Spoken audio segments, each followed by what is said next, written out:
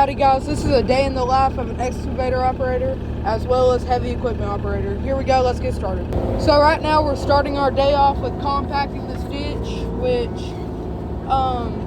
this one we ran a water line through. So this is probably going to be a washout maybe, but I don't really know yet. I'm just compacting it. I'm just a worker here.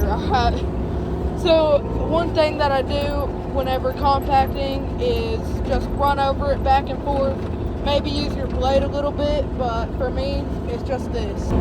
Also, after a couple passes, it gets nice and smooth and knocked down, which in this case, we're not going to be using the bucket or the blade, just our tracks. So I will stop talking for a second and just let y'all look at what I'm doing here.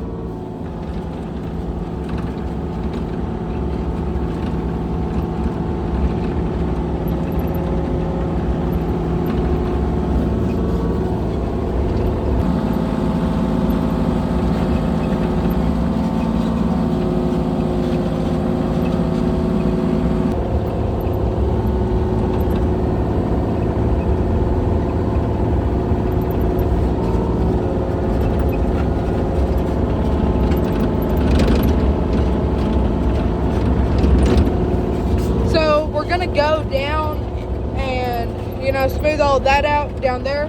For now we're just getting this done since this is what we're working on. Now there's a big bump behind us, so we're just gonna back up here and try and start smoothing it out. So as you can see, we're kind of articulating. That's because we just went up the bump and we're working on smoothing that bump out. So as you can see now, we're getting some of that dirt knocked down, and we're actually working on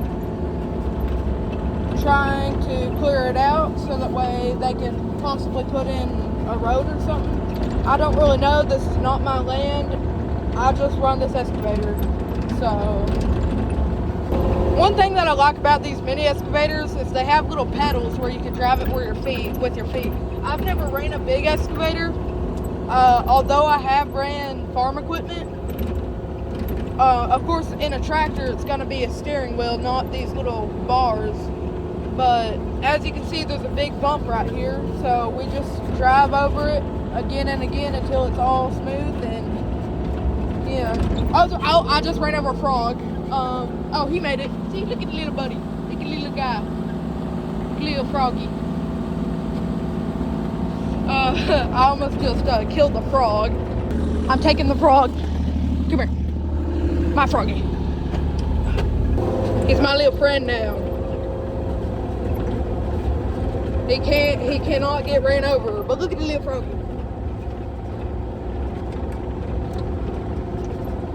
Alright, so once again just compacting, and after I get this all knocked down, we're gonna move on the other side of that branch and compact all that. Now, we did run our blade yesterday through all this and got it kind of knocked down, but that was back there. It wasn't on this area. The frog keeps trying to kill itself. I don't know how well this is compacted yet. I just kind of go until my dad says I'm good, but of course, I'm not trying to get whacked in the face by a limb, so we'll probably just have to drive around that and then smooth all that out with the bucket. And it's kind of hard for me to record whenever operating the bucket. If you guys watch my videos and you don't know anything about excavators, that's okay. I'm just trying to provide knowledge. But these joysticks right here are what operates the bucket. These right here are what operate the actual machine itself, and this is what operates the blade. So I'm going back and forth, just compacting this, and it's looking pretty good. Just I don't know when to stop. That, like I said, I just go until my dad tells me I'm good. I try and do a good job, at least what I can. I started running this excavator, I think 2 years back, and this frog keeps on trying to get out my hand, but I'm probably gonna go let him go somewhere on maybe in that wood or somewhere. But I just don't want to run over this frog. You know, I'm trying my hardest to protect wildlife, at least what I can of it. And you know, you can't really protect wildlife whenever you're operating heavy machinery, because say like a turtle crossing the road or something, like some of these semi-truckers, it'll take a lot to stop their semi-truck, and they will, you know, hit that turtle. There's been multiple occasions where people hit the turtles on purpose, because the turtles that we have around here are invasive. But you know, just got to protect the wildlife, at least what you can. And if you see a piece of wildlife just out there that's struggling, try and help it. That's all the advice I can give on wildlife. I'm not a wildlife expert. Like I said, I just run heavy machinery. So we're gonna get that big bump knocked out after I get all this crap flattened. But this excavator is of course a mini excavator, and it's not the strongest out of all of them, so we got to go back and forth a lot and just flatten it out. But of course, whenever you're operating heavy machinery, one thing that for me, this is the advice I give: if you don't know anything about machinery, at least take some lessons, which I figured out how to run this thing by my dad. He taught me, and then after a little bit I just got better and better. But one thing that I can give for advice is don't do something that you don't know how to do, and of course get someone to show you the ropes of it before you actually do it. So most of the video I'm probably going to be going backwards, but there's nothing I can do about that. Of course I'm the one running the machinery, so yes, there's something I can do about that.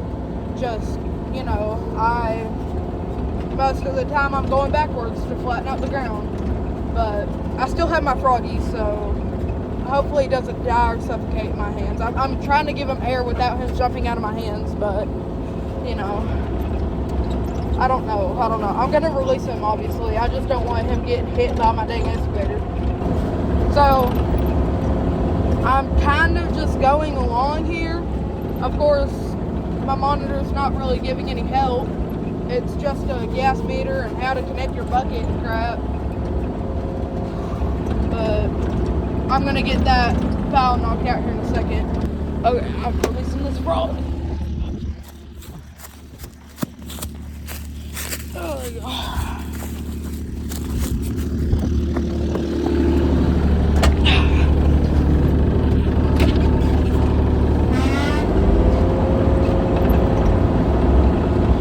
Well, I don't have my frog anymore.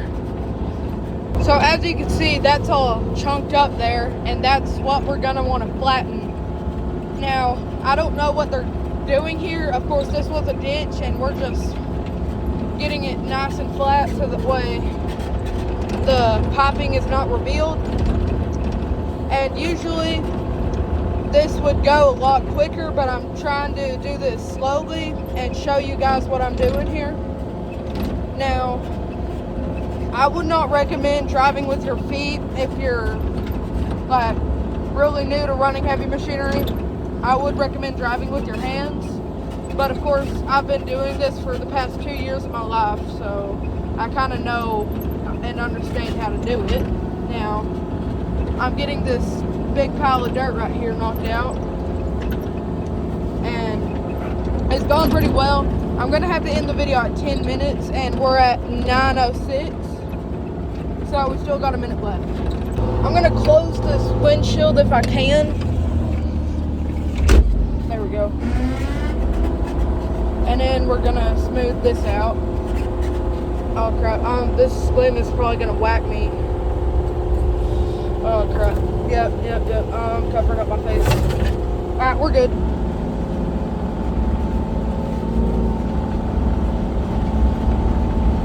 Now, of course, I'm trying to not get whacked with this door being open, but like I said, I want to have some air blowing through this cab, and you know, I don't want to be getting hit by limbs though.